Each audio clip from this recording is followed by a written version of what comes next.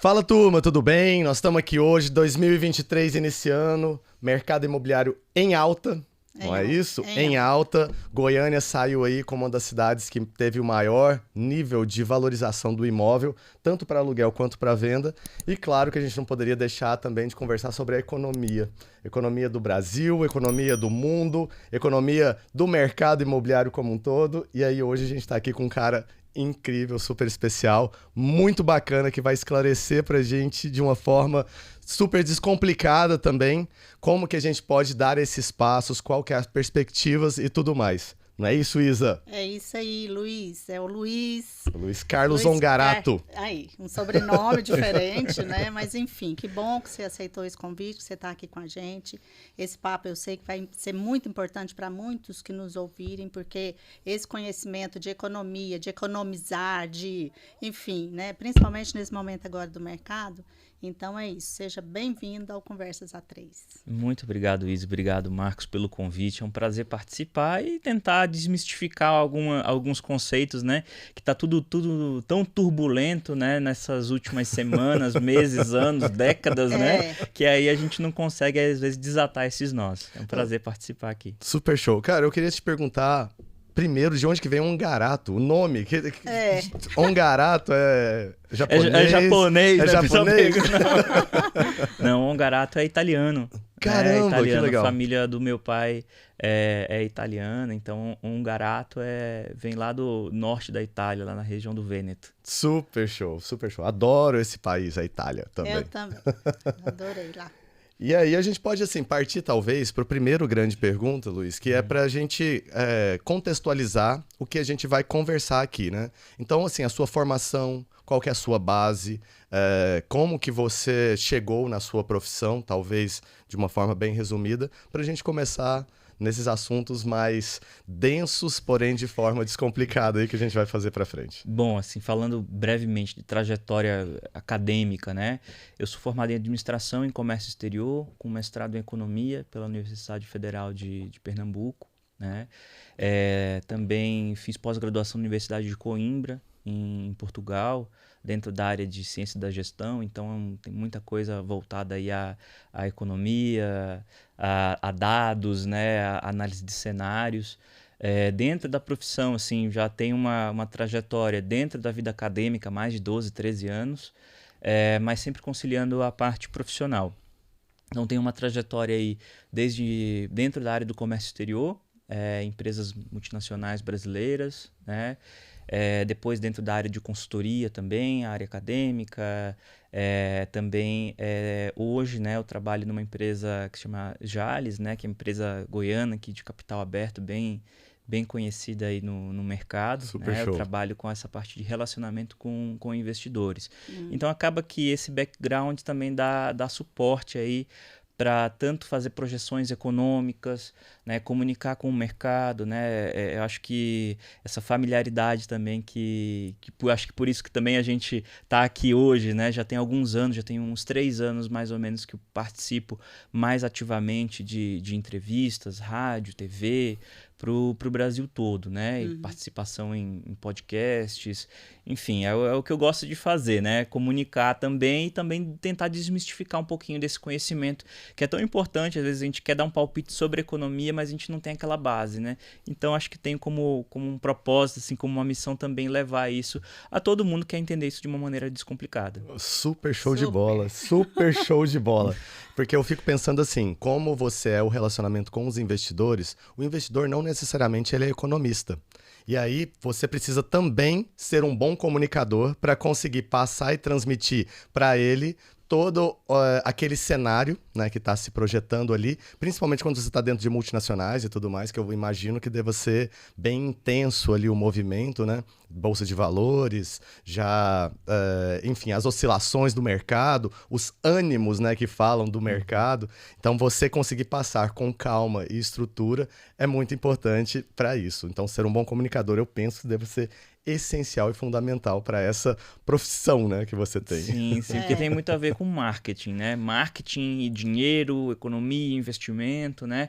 Tem que ter um jogo de cintura, assim, até mesmo porque você não pode fazer um chute. Quando a gente está dentro do mercado como um todo, acho que é para tudo, né? Mas infelizmente muita gente não tem. Uma coisa é aquilo que eu acho, outra coisa é aquilo que a gente está lendo de cenário e a gente não pode fazer simplesmente uma previsão para o futuro daquilo que está passando na nossa cabeça. Acho que a gente tem que ter muita responsabilidade naquilo que a gente fala, né?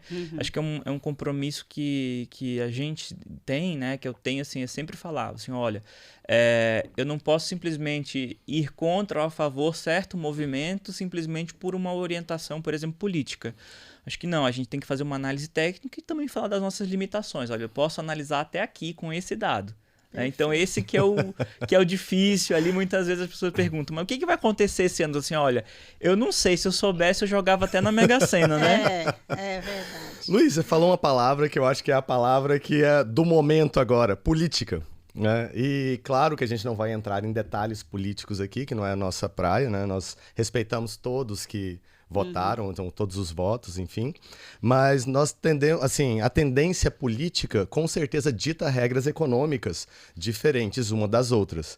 E como o mercado imobiliário, nós possuímos um ticket de entrada muito alto, talvez seja o mais alto da maioria das grandes das famílias brasileiras ou mundiais até, eu poderia dizer assim, seria muito importante a gente entender essa macroeconomia, né, primeiro, para a gente conseguir entrar na projeção do mercado imobiliário. O que você acha, Isa? Perfeito, por aí mesmo? É isso. Eu acho que abrange, né, de certa forma, globalizado o assunto, e aí depois a gente, né? Show de bola. A gente vem para o nosso mercado aqui, Exato. goiano principalmente, porque é o público que mais nos assiste, né, pra Exato. gente.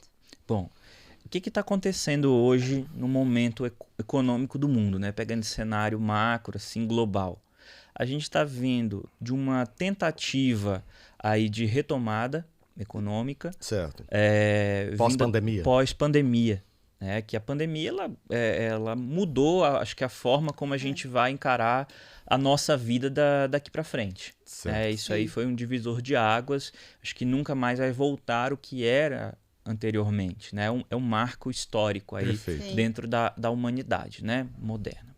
Beleza, dado isso, né, vamos ver o que está acontecendo. Primeiro, a gente vê ainda um mundo que era muito puxado pela China, né, até 2020. Perfeito. Economia chinesa crescendo até 2 dígitos, né, por ano. A gente está falando aí de tudo aquilo que puxava todo o crescimento do mundo. Lembrando que a China, um dos principais ou o principal parceiro econômico de quase todos os países ou das grandes economias do mundo. Que loucura. Quando a gente vê uma parada da China, que é o que está se vendo hoje, até do modelo de crescimento da China, a gente vê que, né, todo o resto do mundo ele vai parando também. As perspectivas de crescimento econômico internacional vão por quê? Simplesmente o maior parceiro de todo mundo está em crise. Uma crise muito voltada pelo modelo que era um modelo muito de construções, o modelo imobiliário da China. Né? Então isso acabou e o controle também da economia acabou que durante a pandemia isso esfriou. Né? Devido ao controle da pandemia, lá outras políticas. Né? Por outro lado, a gente tem o quê? Tentativas de saída disso. A gente viu lá um plano em 2020, ele já foi desenhado, 2021 ele aconteceu, Estados Unidos e Europa, né? Que aí seriam nossas principais referências, né? Dentro aqui do Brasil, fora a China. Né? Perfeito. Então a gente vê o quê? Europa com plano de recuperação econômica, Estados Unidos também colocando mais dinheiro na economia, seja para as pessoas, seja para empresas, né? E baixando a taxa de juros. A gente também viu esse movimento no Brasil. Em 2021, queda de taxa de juros, índices históricos, programas de transferência de renda cada vez maiores. As pessoas comprando, financiando imóveis cada vez de uma forma mais vertiginosa. Né, Sim. Né? Quem tinha capital para investir foi um grande momento de investimentos, né? Apesar de paralisações, mas 2021 acho que foi um um grande ano ali, você olhando grandes números, né? Para investimentos por conta disso, essa janela de oportunidades, acho que foi muito interessante. E aí a gente vê um Brasil que se antecipou a alguns movimentos, Sim. que a gente viu, por exemplo, a nossa taxa de juros aumentar para Uhum. conter uma possível inflação, que ela já vinha elevada, que a gente está vivendo isso hoje, né? E a gente vê esse cenário de Estados Unidos e Europa com inflações elevadas, e especialmente Estados Unidos, que é o grande balizador, porque a gente vê cada vez mais reuniões do Banco Central Americano, que é o Fed, né?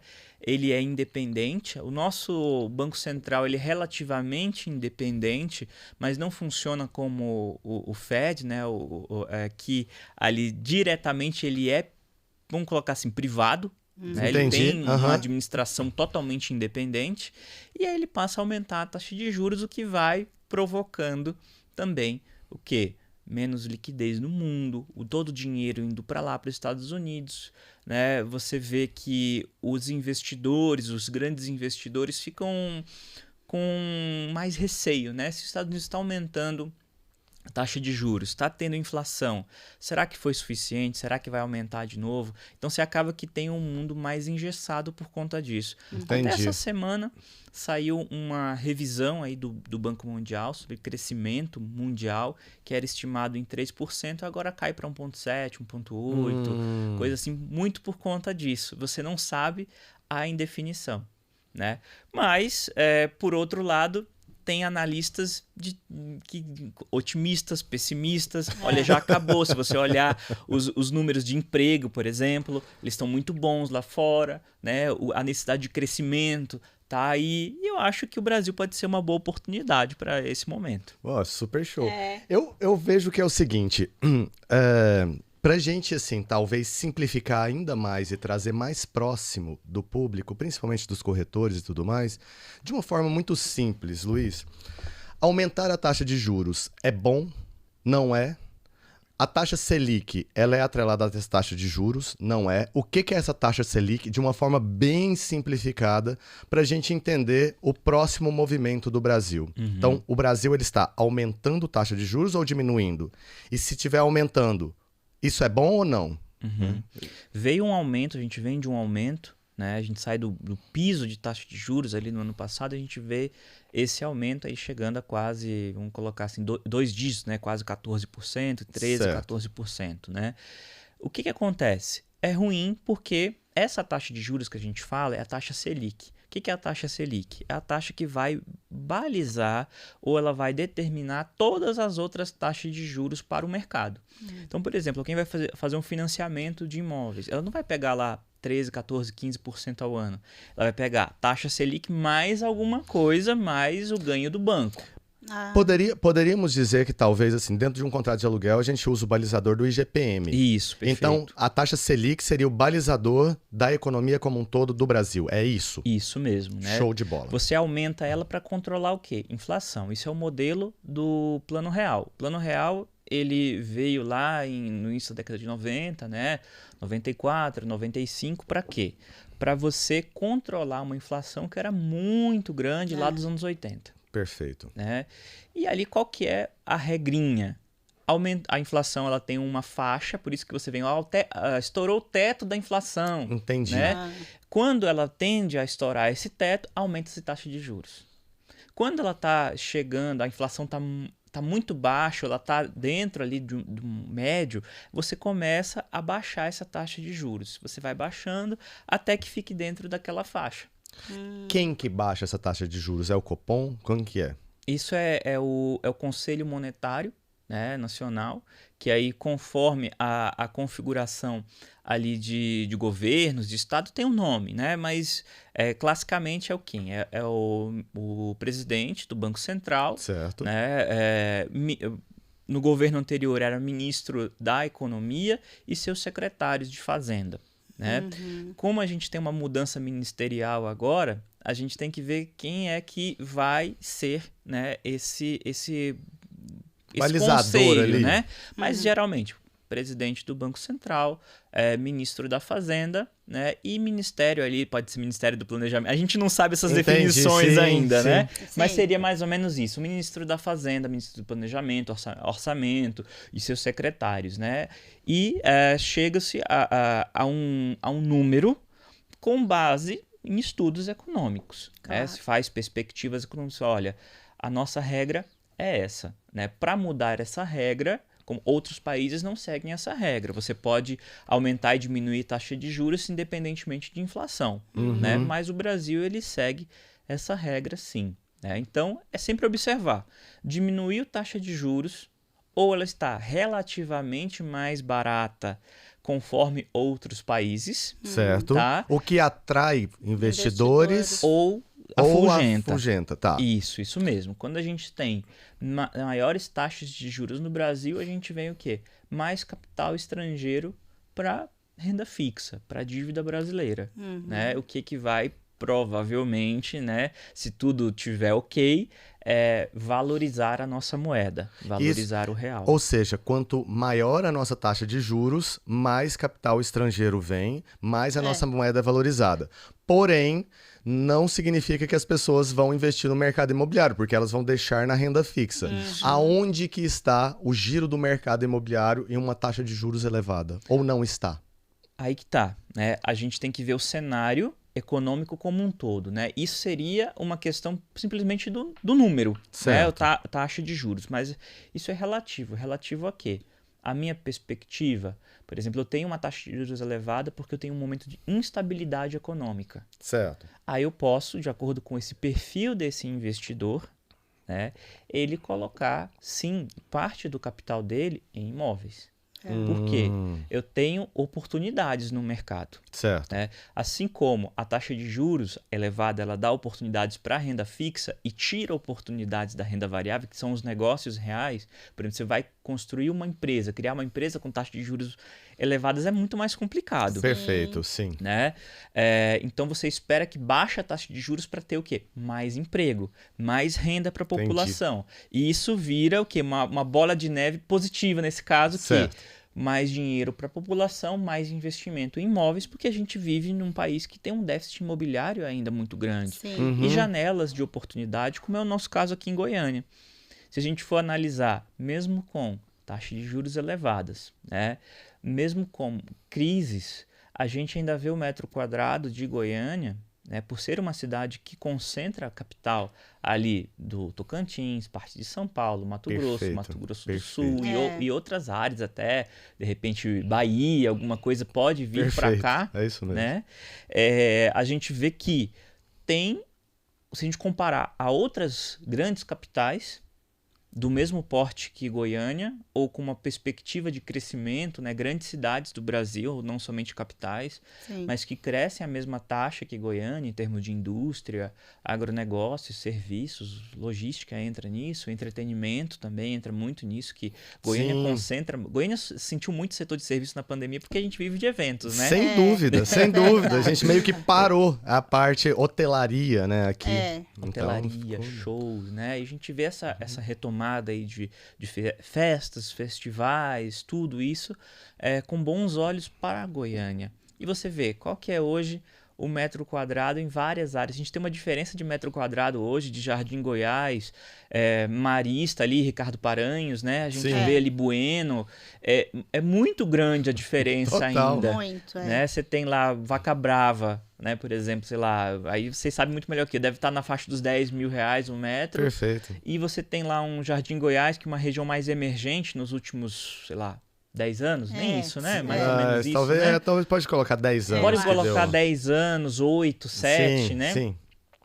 Que, dependendo do imóvel, você tem oportunidades de 6 mil, 5, 6 mil, imóveis mais antigos. Sim. Né? E lançamentos que a gente não está vendo alguma coisa assim, mas que tem tudo para engatilhar lá no futuro, você ainda vê 7, 8 mil, assim, poxa, será que vai chegar a 10?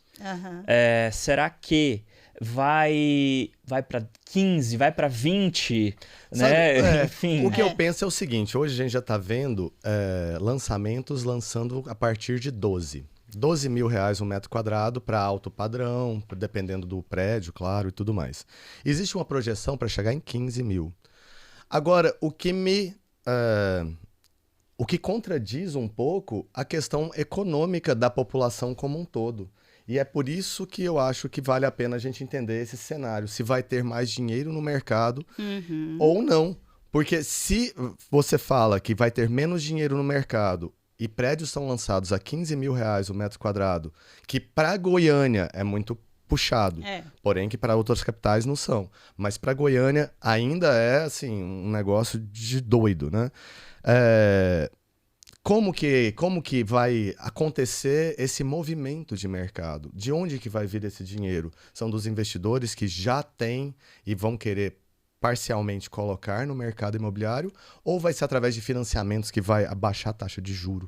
Então, são dois movimentos bem diferentes. Vamos separar então essas duas análises. Perfeito. Né? Então, como a gente tem uma concentração de capital vindo de grandes negócios em Goiânia, certo. Né? Goiânia é uma cidade que atrai esse perfil desse investidor, dessa pessoa física que tem um negócio próspero.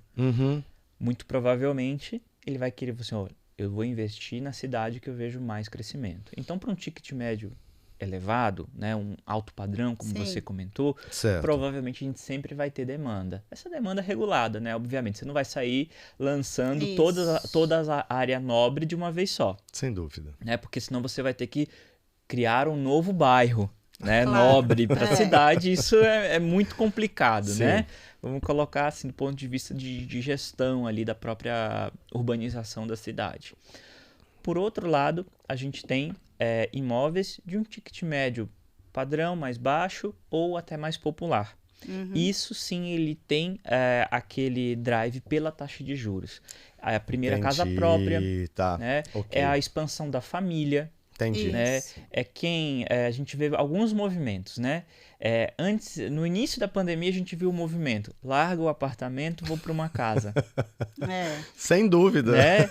Agora acabou a pandemia, tá tudo longe, trânsito, larga a casa, vou pro apartamento. Antes eu ficava muito em casa, então eu preciso de mais espaço. Hoje eu fico tão pouco em casa que aquilo tá me dando trabalho demais. Deixa eu voltar para perto de onde eu realmente vivo, não é? Isso mesmo, isso mesmo. E a gente vê também o trabalho híbrido, né? A gente não ficou naquele 100% home office, acho que salvo algumas questões muito específicas. Sim, sem dúvida.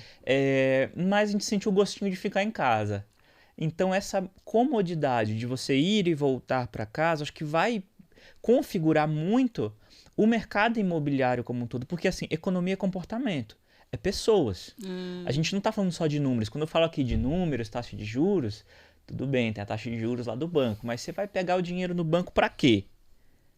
No nosso caso aqui, né, investir no imóvel, um imóvel empresarial, imóvel particular, é um imóvel para investimentos, né? Certo. Enfim, né, você tem essa leitura. Então, toda vez que baixa a taxa de juros, vai ter uma procura naturalmente maior por imóveis.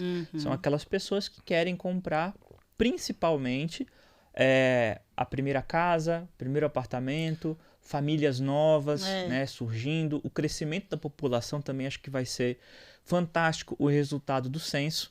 Né, porque vai dar uma noção de quanto a nossa cidade cresceu, quanto o país cresceu. Tem já a previsão para sair esse resultado? Eu não tenho esse dado nesse momento, mas que a gente estava até no final do ano passado em coleta. Então se espera que tenha um ano ali de tabulação de dados e tudo, para a gente de repente ter esses dados aí. Você acha que vai ser uma surpresa? Eu acho que vai ser. Tem cidades que vão ter grandes surpresas. Nossa, que legal, que legal. Porque eu vejo assim.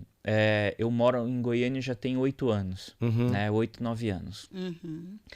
Mas apesar da minha família ser daqui, enfim, né? Eu nasci em Belém do Pará, porque meu pai e minha mãe moravam aqui, meu pai foi transferido para lá e depois, na aposentadoria deles, já tinham planejado se aposentar em Goiânia, né? Então eu morei fora, enfim, né? Tem toda uma trajetória. Mas já moro aqui há 8, 9 anos, eu vejo o crescimento da cidade. Eu acompanhei o crescimento da cidade. Sempre nas férias eu vinha para cá. Então, Goiânia lá 80, 90, né? Que eu tenho memória mais de 90 e poucos, né? Que era criança ali. Mas se você for ver esse recorte da cidade, ela tem um crescimento, né, muito grande. Exponencial, quase, né? Mesmo, A região metropolitana de Goiânia, vou dar um chute aqui, mas eu acho que nos anos 80, ali final de 80, devia ter uma volta de 500 mil habitantes. Sim. Hoje a gente deve estar falando em 2,5 milhões de habitantes em 30 anos. Sim. Né? É um muito. crescimento gigantesco. É verdade. E essa tendência, assim, desse crescimento, ele atrai cada vez mais necessidade de moradia. Isso mesmo. E aí o que você então disse é que taxa de juro baixa são favoráveis para imóveis de início de vida, né? Ou então investimento em Casa Verde Amarela, Minha Casa Minha Vida, que vai voltar o nome do programa, alguma coisa nesse sentido.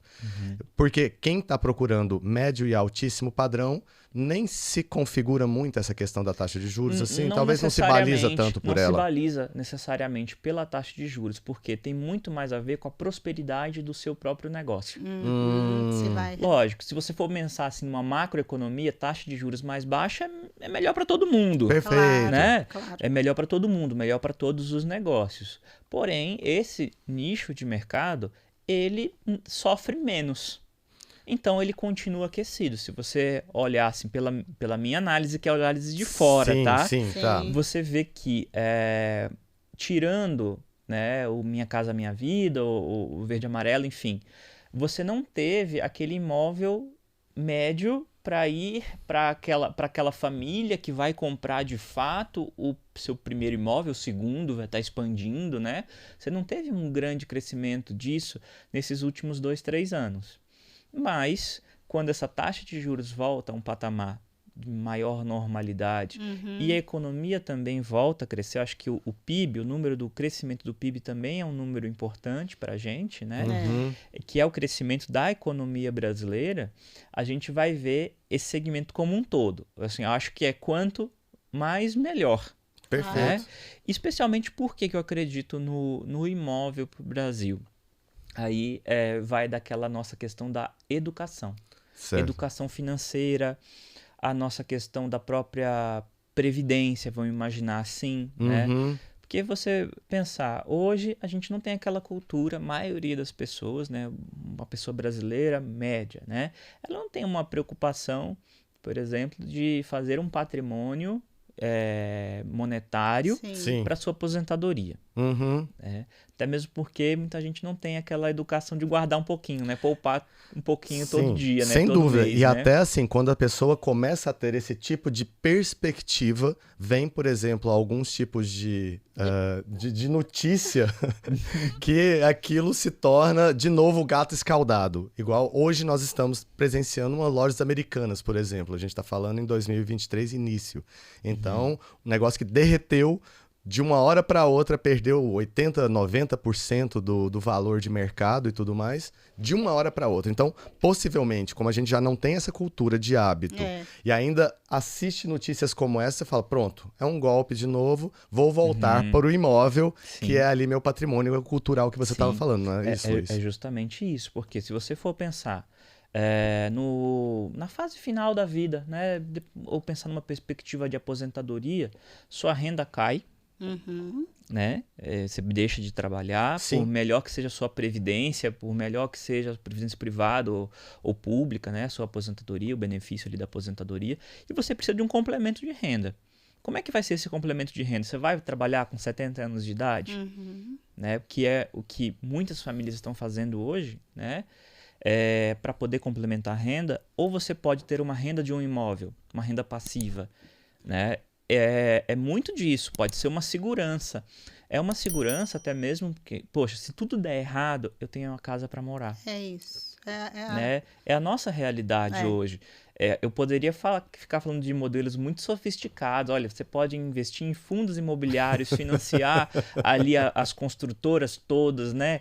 Securitização da dívida e blá, blá, blá, que vai render mais. Aí você pega e aluga um imóvel.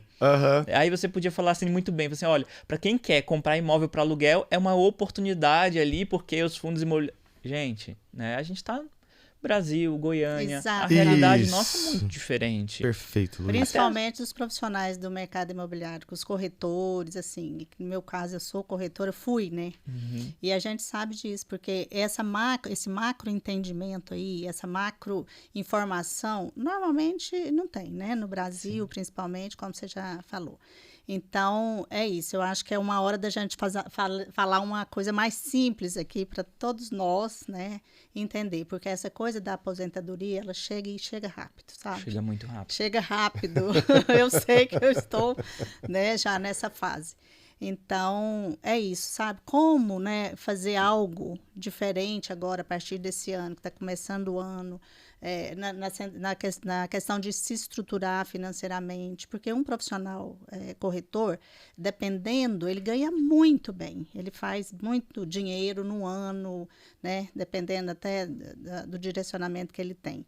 Agora, com essas possibilidades de oportunidade que vão surgir, que poderão surgir, de repente tem uma dica, sabe, assim, né, que você pode falar, enfim, ajudar mesmo os profissionais, porque eu acho que vai ser bacana, né, Marquinhos? Vai ser super legal. Bom, vamos lá. Primeira questão, né? Vou imaginar, se o imóvel ele é o nosso principal patrimônio, Certo. né? Eu tenho que, se ele é um objeto de desejo, né? Ainda, né? Se eu não tenho, né? Ainda esse imóvel, eu quero melhorar ou pensar numa perspectiva, assim, porque quando a gente fala de educação financeira, a gente fala muito de fases da vida, Perfeito. né? É isso. Imagina, quando você é criança, nasceu, você depende financeiramente, não tô falando nem de cuidados, tá? Vamos falar somente de dinheiro aqui por enquanto, né? Isso. Você depende totalmente de uma renda vinda de outra pessoa. Sim. Pode ser um pai, uma mãe, um avô, uma avó, enfim, né? Quem vai te sustentar, né? Primeiro ponto. O segundo ponto é que você vai avançando, né? Você vai tendo escola, né? Depois faculdade, você começa a trabalhar, de repente ali como um jovem aprendiz, você começa a compor a renda de casa. Perfeito. De certa forma, ou diretamente, de fato, colocando dinheiro seu que você vai ganhando dentro de casa, ou você deixa de dar despesa e passa a arcar com as suas despesas mesmo morando ali com os pais. Você chegou no zero. Você chegou ali, né? Chegou no, tá se pagando. Na sustentabilidade, tá sustentável agora. Aí você vai dar o próximo passo. Qual que é o próximo passo? De repente sair de casa, constituir uma família. Sim. Né? Que aí é uma nova casa. Né? Eu tenho que me planejar. Né? Eu vejo muitos casais jovens, né, que estão querendo casar. Dizem, eu quero casar, tudo bem. Mas você vai morar onde? Como é que isso está dentro do seu orçamento? Né? Não é simplesmente casar e casar para continuar morando com os pais, eu não gostaria muito, né? Mas claro. tem gente que, de repente, por um momento ali para se estruturar, faz isso. Não pode para sempre, né? Sim. E aí pensar num aluguel ou num imóvel, dar entrada num apartamento num imóvel que tem um perfil ali de família jovem, né? E pensar, poxa, é um investimento para agora, ele não é um investimento definitivo, porque eu posso ir capitalizando esse imóvel e dando entrada com ele num próximo. Mas isso tem que estar planejado. Por quê? Na minha fase adulta, é a fase que eu vou ganhar mais, né? Vou ter outras despesas e vou também fazer outros planos. Por exemplo, filhos, que aí entra de novo naquela trajetória. Na minha fase final da vida, né, não vou falar final, mas a fase da terceira idade, né, seria ali esse outro momento, é onde a minha renda começa a cair e aí eu tenho outras despesas médicas, por exemplo, que é normal, é natural, é esperado, momentos que eu quero também curtir a minha vida. Perfeito. Né, viagens, quero conhecer, eu vou ter mais momentos disponíveis para gastar também. Com Sem certeza. dúvida. Né? Trabalhei tanto para quê, né? Assim, talvez seja essa pergunta que venha, né? Assim, no final. Muita gente fala assim, eu quero ter um estilo de vida de viajar, ok. Quero ter mais folga, ok. Mais tempo em casa, ok. Isso tem que estar planejado. Com certeza. Por quê? Quanto mais tempo eu tô fora do trabalho, mais tempo eu tô gastando. Ou mais dinheiro eu tô gastando, né? Muito verdade. Né? Não tá entrando, né? Assim, não tá entrando, né? Sim. Não tá entrando, né? Sim. Então, nessa fase, né, da vida, a gente tem que pensar, poxa, o que eu tenho que construir lá atrás, né, para não chegar nesse momento e ser pego de surpresa. Sim. De não conseguir ou depender dos meus filhos, ou depender ali de outros tipos de auxílio, que a gente não sabe no futuro o que vai ser. Aposentadoria pública. Pode ser que tenha uma reforma aí futura da Previdência e mude todo esse cenário. Sem dúvida. Né? E aí a pessoa está contando com aquele dinheiro ou com aquela verba já ali e não vai acontecer, né? Isso não vai acontecer. Então, o ideal é que para essa família ter uma sustentabilidade, ter mais segurança, o nosso perfil muito é do imóvel.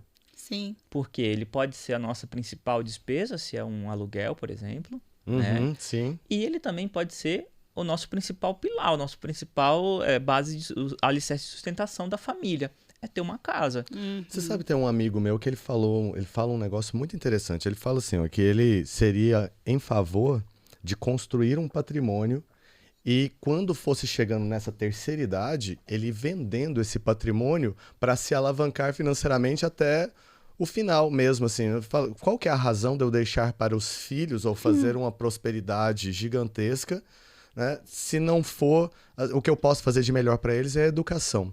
E sim. Nesse sentido, porque para que eles também possam ter esse prazer de conquistar as coisas, né? E chegar ali.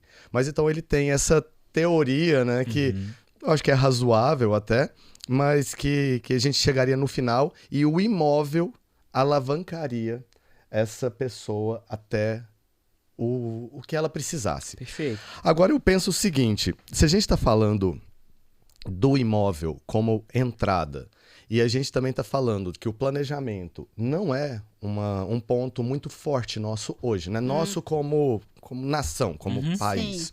A gente não tem uma estrutura educacional voltada para isso ainda. Muitas pessoas elas têm que arriscar a pagar uma entrada de um imóvel. Vamos voltar para aqueles primeiros ali, o primeiro imóvel da pessoa, né? E normalmente ela não vem de uma família que é também próspera. Muitas vezes isso, e ela não tem nem o valor para pagar de direito, mas ela precisa do imóvel. E aí, qual que seria a dica, Luiz, então, para uma família conseguir fazer isso e para o corretor conseguir conduzir para que aquela compra seja para a família uma alavancagem, alegria, né? Diferente do que ser um peso que fala para ela lembrar do corretor e falar, nossa, que bacana que esse cara veio na minha vida, ou que essa pessoa veio na minha, essa corretora veio, né? E como que você acha que ela poderia alavancar essa primeira entrada aí? Não, a primeira questão né, se eu vou sair de casa, né, eu vou montar minha família, primeiro imóvel, né, ou eu quero mudar ali a minha realidade. Planejamento. Como é que eu faço esse planejamento? Primeiro, mapear toda a minha renda. Eu vou casar? Ok, eu, meu parceiro, minha parceira ali que eu vou casar. Qual que é a nossa renda hoje? Qual que é o nosso gasto hoje? Né? Eu vou dar um exemplo pessoal meu, né? Que aí acho que talvez fique mais palpável para outras pessoas, né? Quando eu decidi ali casar, né, com a Lana, minha esposa, a gente definiu, olha, quanto é que vai custar sair da casa dos nossos pais? Certo. Custa tanto. Vocês fizeram essa conta? A gente fez essa Olha conta. Que bacana. Então a gente tem um piso, né? Menos do que isso aqui não dá para manter a casa, né? Sim. Legal. Acima disso aqui, ótimo, né? A gente já começa a prosperar mais, né? Mas qual que foi a ideia em si? É pensar que isso tem que estar dentro do nosso orçamento. Não é o dinheiro que sobra que eu vou economizar. É o dinheiro que eu determino quanto eu preciso para alcançar aquele meu objetivo. Se eu quero me casar em 2 anos, né, quanto é que eu preciso economizar por mês para daqui 1 ano e meio, mais ou menos, né, dar a entrada nesse imóvel, dependendo do padrão, se ele já está em construção ou não, mapear isso aí. Sim. Até mesmo ver assim, olha, eu não tenho condição de comprar um imóvel pronto, mas um lançamento para me entregar daqui 2, 3 anos eu tenho. Assim, opa, pera lá, quanto é que eu preciso economizar por mês nessa parcela? Ou, poxa, eu tenho um parcelamento que eu vou pagar. E nas chaves é mais tanto. Sim. Né? Aí eu penso, né, dentro do meu orçamento, englobar isso e ir fazendo aquela continha lá para frente. Por quê? Se eu for só ficar esperando, não vai dar certo. Porque eu também tenho que ter aquela mentalidade de crescimento. Eu como a pessoa, né? Perfeito, que quer comprar, sim. né? Claro. Depois a gente vai lá para a estratégia do corretor. Eu como pessoa tenho que pensar, como é que eu vou ganhar mais? Já que se a minha renda não dá, como é que eu vou ganhar mais? Uhum. Né? Eu posso fazer alguma coisa extra? Eu tenho que ter uma renda extra? Porque assim, muita gente me pergunta, né? Como é que eu vou economizar? Eu falo assim, olha, ou como vai sobrar dinheiro? Você só tem dois jeitos. Gastar menos, que todo mundo só pergunta como é que eu vou gastar menos.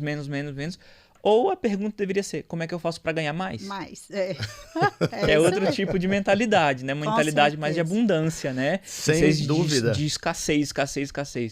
Por quê? Vai chegar um momento, se eu pensar em economizar, vai chegar no piso, ele não tem mais o que fazer. Talvez né? você não vai ter nenhum prazer, né, que você possa usufruir ali no...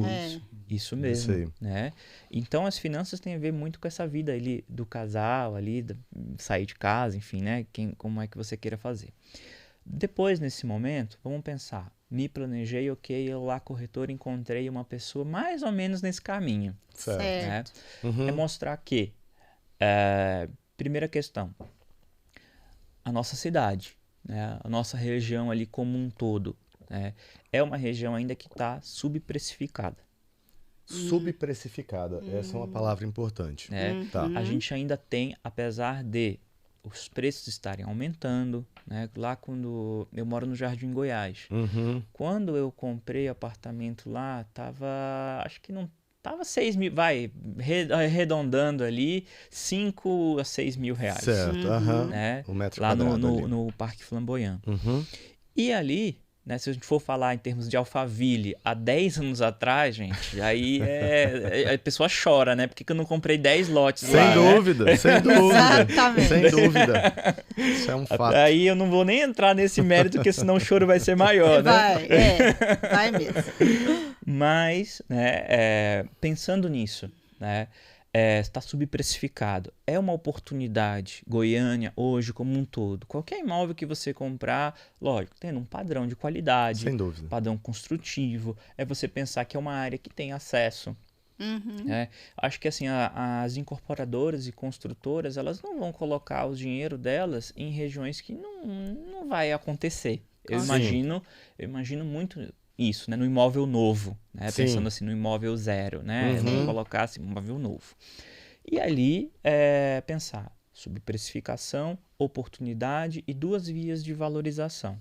A primeira, composição do seu patrimônio pessoal. Certo. Então você sai do aluguel e vai para o imóvel próprio. Então você paga lá 1.000, 2.000, 3.000, 4.000 de aluguel, dependendo do seu padrão ali, né? E você passa a transformar esses 1.000, 2.000, 3.000, 4.000 em seu patrimônio. Certo. Né? Parcialmente, né? Parcialmente que você tem juros, você tem juros e correção ali. E juros, Perfeito. correção, mas seria dentro desse bolo como um todo o custo de ter um imóvel, não o preço dele. Sim, né? Sem dúvida. Mas esse custo de aquisição, ele pode ser transformado em patrimônio com a própria valorização do imóvel. Sim. Porque aí é a janela de oportunidade da subprecificação. Sim. Porque eu estou comprando uma coisa a 10 que vale 15 daqui a 3, 4, 5 anos. Então é uma oportunidade. Eu visualizo muito o imóvel como investidor, nesse caso, nessa perspectiva. Eu vou comprar onde tem. Eu estou comprando barato. Eu entendi. Claro. Barato pela perspectiva que você está vendo do mercado. Isso mesmo. Né? Se eu vou para um imóvel, mas eu não sou um investidor, não tenho capacidade de endividamento ainda nesse patamar aí, é pensar que vai ser uma garantia futura. Então, é o imóvel do primeiro casal que não tem condições, mas é uma garantia futura, vamos colocar assim entre aspas, blindando de eventuais crises futuras que podem acontecer. Porque o que a gente viu muito nessa pandemia, infelizmente? Pessoas sendo despejadas de casa. A gente viu lá em 2020, né? Teve um boom disso aí, até chegar o auxílio. Teve tudo isso, até renegociar tudo isso, né? Na verdade, né? A gente vê muitas pessoas idosas tendo que morar, às vezes, com a família. Às vezes a família não quer, coloca num abrigo, enfim. Coisas nesse sentido, né? Então... eu acho que o imóvel hoje, para nossa perspectiva muito de, não falar somente Brasil não, uma perspectiva de América Latina como um todo, né? Que são países que não têm uma cultura de investimento ali ainda, né? Como um todo, tá? Não é uma exclusividade do Brasil, assim, o Brasil tudo é caro, imóvel é caro, tem boom imobiliário, coisas assim. Tem uma tendência a pensar isso, assim, tudo de ruim é daqui Brasil. E outras coisas boas são em outros lugares. E, na verdade, a gente tem que entender que o Brasil está dentro de um contexto muito bem colocado e posicionado, né? Sim. Em todas as vertentes. Marcos, eu assim, trabalhei com comércio exterior muitos anos, né? Eu tive a oportunidade de conhecer em negócios, eu acho que quase todos os países da América Latina. Do México para baixo, eu acho que não deve sobrar um que outro ali. Super né? legal. O Brasil é diferente. O Brasil tem uma pujança econômica, uma dinâmica econômica que nós somos referência para esses outros países que estão em condições muito piores. Né? Salvo aqueles países que têm, às vezes, um crescimento isolado, como foi o caso do Peru, o caso da Colômbia. Certo. O México se assemelha um pouquinho mais a gente, mas a realidade das pessoas é muito semelhante. É aquela pessoa que tem que economizar para entrar no imóvel e as economias são frágeis, que é uma característica dessa região. Então, a tendência imobiliária, você vê que é uma tendência da Latam, assim, da América Latina. Sim, da América Latina como um todo, né? E, lógico, se a gente for pegar numa perspectiva aí, América do Norte, Estados Unidos e Canadá, a renda média é muito diferente, né? Já são países ricos, que também lá as pessoas, dependendo de onde elas estão localizadas, sofrem muito mais do que a gente para comprar. Hoje, se você for falar, vamos comparar ali São Paulo e Nova York, acho que são cidades ali comparáveis, né? São Paulo ainda, você tem vários memes na internet sobre imóveis em São Paulo, né? Que são pequenininhos e caríssimos, né? Mas, de certa forma, você ainda conseguiria viver ali em São Paulo. Em Nova York você não consegue. Sem dúvida. Assim, talvez seja a perspectiva do investidor, né? E a rentabilidade que você tem num imóvel caro, se ele consegue trazer esse retorno financeiro, vale a pena para o investidor. Porque o investidor ele não faz o investimento com o coração, ele faz o investimento raciocinando se aquilo vai dar o retorno. É lógico o investimento dele. E eu quero só assim afunilar ainda antes nessa conversa, que você falou da pessoa, né? Que ela mora de aluguel e vai transformar aquele valor que ela paga em aluguel no imóvel próprio. Com tudo isso que você falou, de observar, né? Valorização e tudo. É porque teve uma fase, eu não sei se ainda tem, de muitos jovens, né? Que já tinham o seu imóvel próprio, vender e preferir morar de aluguel e aplicar o dinheiro e tal. Assim, isso também é uma boa estratégia, é algo assim que poderia a gente, né, fazer ou indicar, ou até, né, para a pessoa que... Enfim, eu queria afunilar mais um pouquinho nesse assunto. Nesse caso, a gente tem assim, eu acho que é um nicho muito específico, porque assim, o que chega pra gente, né, conta de rede social, internet, né, a informação chega muito rápido e às vezes parece que uma coisa de um nicho muito pequeno é uma generalização. Perfeito. Né? Tá. Então a gente tem que ter às vezes cuidado com isso, porque qual que é a minha visão? Hoje, né, um jovem ele não quer um imóvel. Ele não quer por quê? Ele não consegue comprar um imóvel porque ele vai ter que ter um lugar para morar. Assim, a gente tem uma outra questão aí que é muito mais latente hoje do que simplesmente não ter o imóvel, que é o quê? A possibilidade de mudança, né? Então, a possibilidade de mudança. Só que o que eu vejo hoje dentro dessa perspectiva? Qual que seria a minha estratégia ali? Posso me considerar jovem também, claro, tá? Sem claro. 36 anos, mas a minha mente é bem jovem aí, Muito bem jovem nesse na lei, sentido, rapaz, né? pode ficar tranquilo. Não, tranquilo. Quando você tem um bom imóvel, né? Eu e minha esposa, a gente acredita o quê? Se a gente for mudar de onde a gente mora hoje, a gente não vai vender o nosso.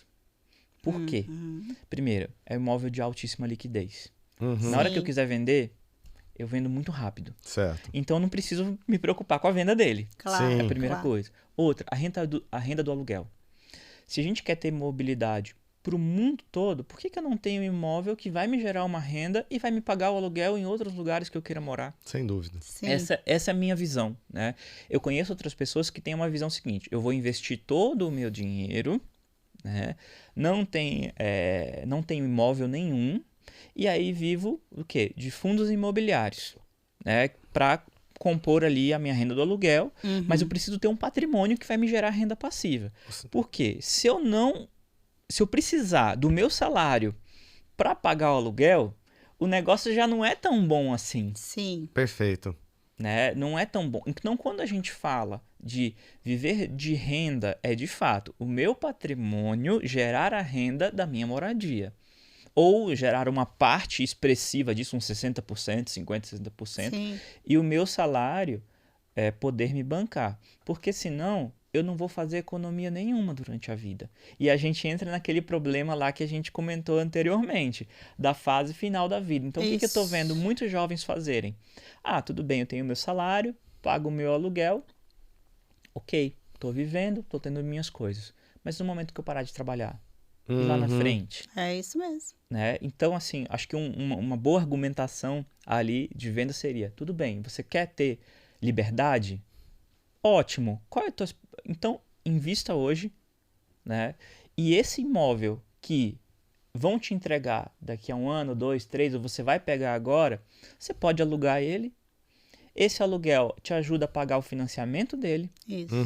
E no futuro vai compor o teu patrimônio. E esse aluguel vai entrar diretamente numa conta. Seja numa conta para simplesmente você trocar o aluguel por outro, aluguel do seu imóvel, Sim. e aí você não tem despesa com moradia, ou esse imóvel gerar até um excedente para você.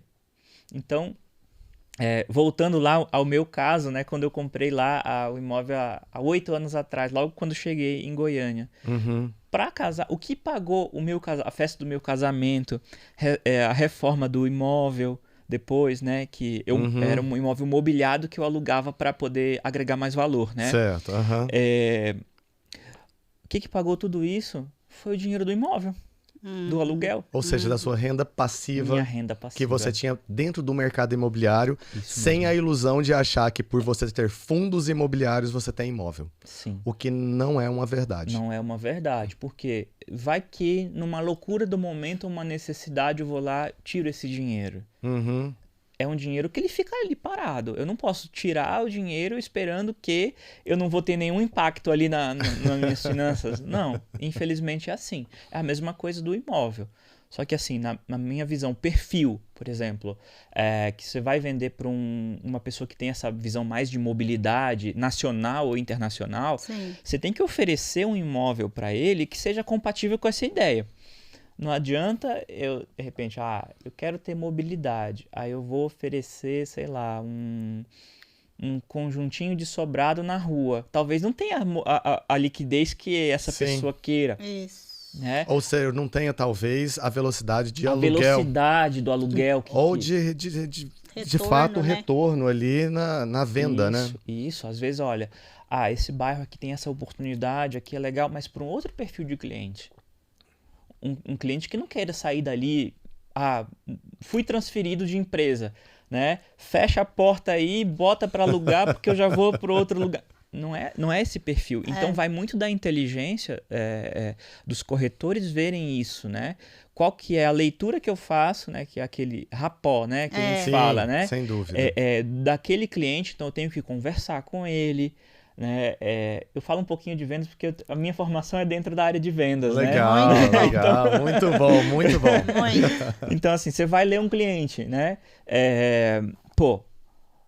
Eu não vou oferecer aquilo que ele não tem potencial de comprar, o que ele não vai comprar, ou aquele cliente eu quero continuar vendendo para ele no futuro, que é a minha carteira de clientes. Sim. Então, se eu fizer um negócio ruim para ele hoje, lá na frente ele não vai me recomendar.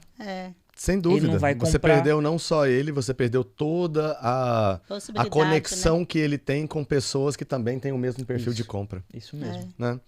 Luiz, a gente está chegando aqui no fim, e eu, assim, depois eu queria, assim, às vezes até marcar uma outra para a gente conversar mais sobre matemática, né, de fato, do investimento. Eu vejo que a gente poderia, assim, talvez abordar um pouco com mais profundidade, mas de fato chegando nos números matemáticos daquilo, até onde que vale a pena um metro quadrado, quando que teria que ter a projeção para fazer isso e vender. Então, talvez assim, dessa perspectiva do investidor. Porém, como é um assunto longo, teria que ser uma outra conversa. E como última, então, pergunta que eu queria deixar aqui para essa nossa conversa de hoje, a gente sabe que a política econômica mudou.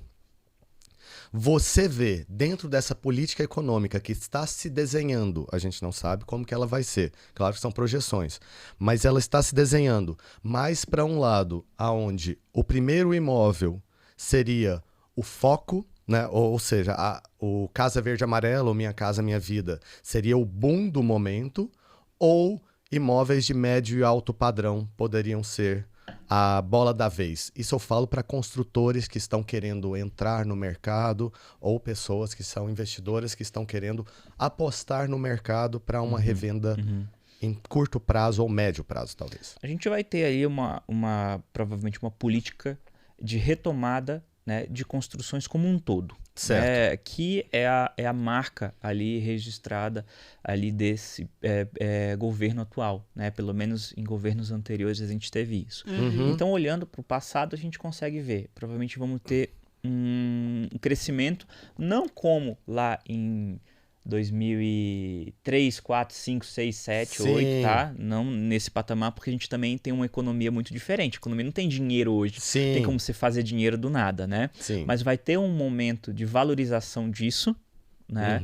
E eu creio que a própria tendência de baixa de juros que vai ter que acontecer pela segurança maior em termos de comunicação, responsabilidade fiscal, que vai ter que ter isso, a gente vai acompanhar isso, a gente espera que haja uma tendência dessa queda de taxa de juros. Certo. Havendo isso, abre-se o mercado, uma janela de oportunidade de mercado grande. Então, para 2023, a gente vai ter um ano ainda, tá, de manutenção de taxa de juros, muito provavelmente. E para 2024, 2025, há perspectivas nesse imóvel médio. Mas eu acho que no curtíssimo prazo, se a gente for pensar, poxa, eu quero fazer alguma coisa hoje, é esperar o próximo projeto, edital, enfim, né, o que for colocado aí para Minha Casa Minha Vida, muito provavelmente que é aquilo de curtíssimo prazo para 2023. Show de bola. Show de bola mesmo, assim, foi incrível, foi realmente, é um assunto denso, mas ele foi muito descomplicado aqui. Esclareceu muita coisa. Esclarecedor. Eu vejo que é porque essa dificuldade mesmo de entrar naquela coisa muito profunda, a maioria nós não temos, né? Então, que bom, né, Luiz? Você tá que bom, aqui, que bom. Esteve com a gente, está com a gente.